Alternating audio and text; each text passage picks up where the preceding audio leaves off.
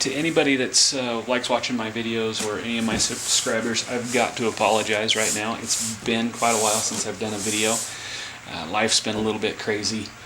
We've moved our residence, and I'm also in the process of moving my shop. We built a new shop on our property, and so we've been kind of going crazy, but I couldn't miss this opportunity and not do this video. So 14 and a half months ago, I put a rifle on special order, and I got a call last night that it finally came in. So I thought this would be a great opportunity to share a video of putting together a rifle, mounting the scope, whatnot, all that stuff. Anyway, this is a Ruger precision rifle. I got it in 6.5 Creedmore. Now, I admit I took a peek at it last night, but I actually haven't even pulled it out of the box yet. So I figured we'd just kind of do that right here. So we got our bolt. Comes with 2 magazines. Looks like they're 10 round. Yeah, little 10 round mags. I'm excited about this rifle because it takes so many different kinds of magazines.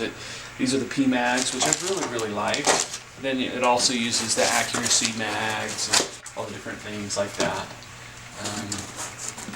Oh, this is pretty.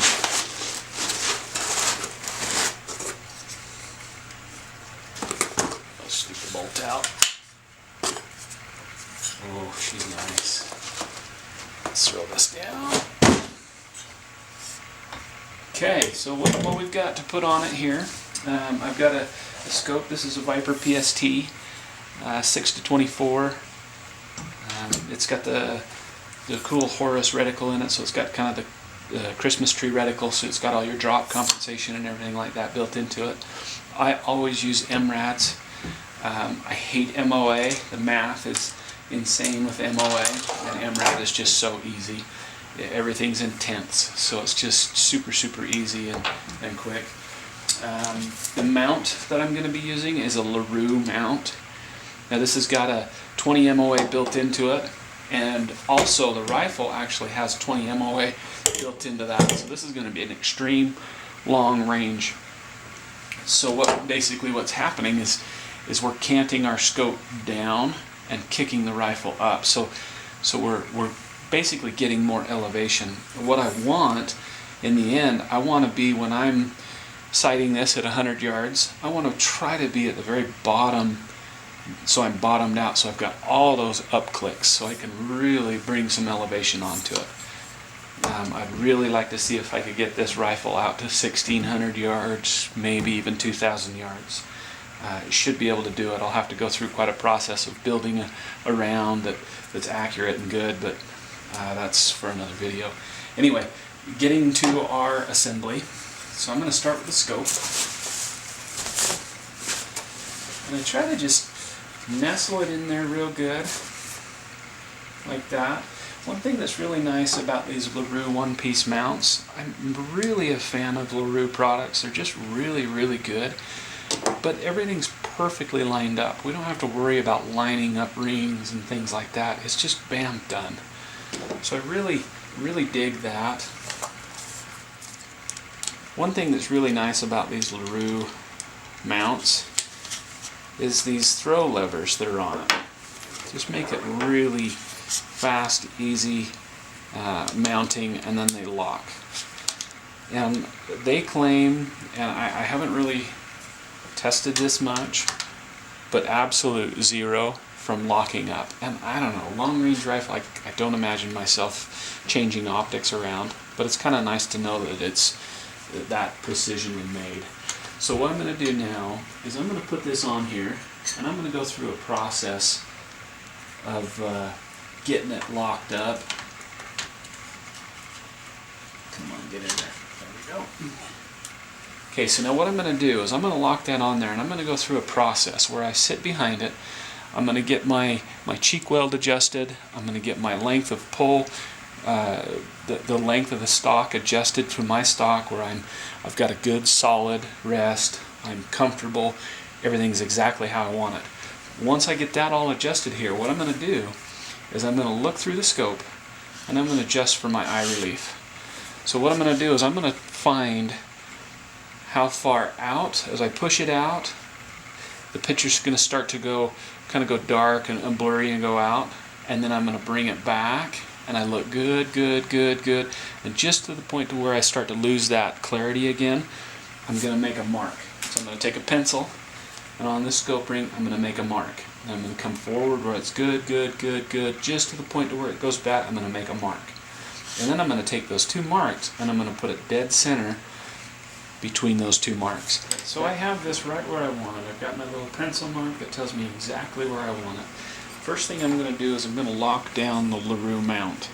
So they give you this cool little wrench, and I use my little throw levers to lock that down. So there's a set nut over here. I'm going to tighten that set nut down, and as I lock those throw levers, I just want them real nice, tight, super snug lock. So now once I've got that locked up, now I'm going to go through my leveling process. And the best way that I've found to do that is I have these little levels, these little bubbles. And what I'll do is I'll put one on my rail, and then you can put one up on the scope. Usually the tolerances when they build these, that top turret's going to be pretty dang close. One thing that I've found that I really like, maybe a little bit better, is I'll find something at distance, and right now I've got a little gazebo out in the backyard, and I put a level on one of the legs to make sure it's perfectly plumb. So now if I level the rifle, and then I get behind here, and I sight through and I'm looking at that post of the gazebo, I can rotate my scope back and forth till I'm perfectly lined up with that leg on the crosshair. That tells me that I'm lined up, I'm level, my rifle's level. The other thing that I'm going to add to this, once I do that, is a bubble level. So this is going to mount right to the scope, and it tells me the cant of the rifle. So as I'm behind it, I can look at this, and I can tell if I'm canting the rifle. So I'm going to go through my process now. I'm going to level the gun, set the bubbles, or set the scope perfectly plumb on the crosshair. I'm not going to go off that top turret. I found that it's a lot more precise to go at distance. And that's pretty much it. We're going to take this thing out and see what she'll do.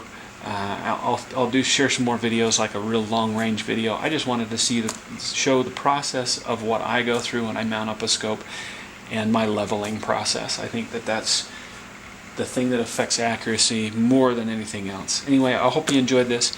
Okay, so this is the latter part of the video that I've made on the Creedmore, the rifle that I just obtained. This one is a Ruger RPR. I showed in the original video, or in the first of the video, showing how to set up your scope, level your scope, things like that, and the way that I've set it up. The other things that I've done is I've put a nice bipod on here. One thing to be watchful for is make sure you get a bipod that pivots like that. There's nothing worse than getting down on a target on slight hillside and you can't level your scope. So if you have a pivoting bipod, then you can do that. The other thing I've added was this little monopod on the back. And I kind of like this little guy. It just helps to create a little tripod and get it real stable. You can use it, or you can just stow it up out of the way, and then it adjusts for height really nice. And I got to tell you, I'm very, very impressed. Everything, adjustability, this thing is crisp and smooth. I don't know if it's just the way that they've got the bolt lined up with the stock so that your recoil is just straight back, but man, this thing it's just smooth. I don't know how to describe it other than that. Everything else has been very ambidextrous. I like the AR style controls. It's easy. It's a platform that I'm used to using. All around, if you can get your hands on one of these, do it.